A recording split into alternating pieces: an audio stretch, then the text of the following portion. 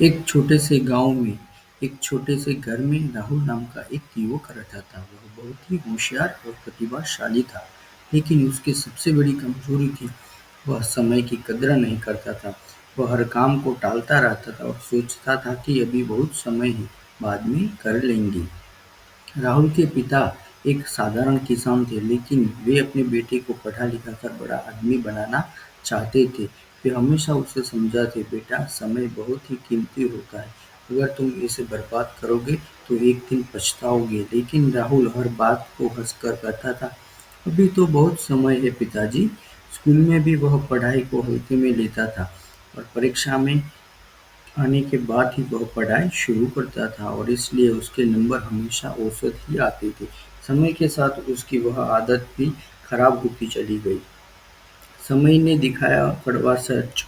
एक दिन गांव में एक बहुत ही बड़ी कंपनी थी, नौकरी की परीक्षा होनी थी। राहुल ने सोचा था कि बहुत समय है, बाद में तैयारी कर लेंगे। लेकिन जब परीक्षा का दिन आया तो उसे एहसास हुआ कि वह पूरी तरह से तैयार नहीं था।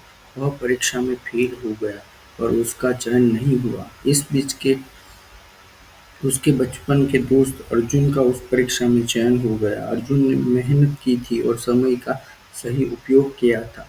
अब वह शहर जाकर नौकरी करने लगा और कुछ ही सालों में बहुत सफल हो गया। राहुल को अब समझ में आया कि उसके पिता सही कहते थे, समय कभी किसी का इंतजार नहीं करता, जो इसका सही उपयोग करता है वही सफल होता है। इस घटना से राहुल को झंझोर कर रख दिया। उसने तय किया कि अब से वह अपना हर काम समय पर करेगा। उसने मेहनत करनी शुरू की, आलस्य को त्याग दिया और धीरे-धीरे उसने समय से जीवन सुधार दिया। कुछ सालों के बाद राहुल भी एक अच्छी नौकरी पाने में सफल हुआ।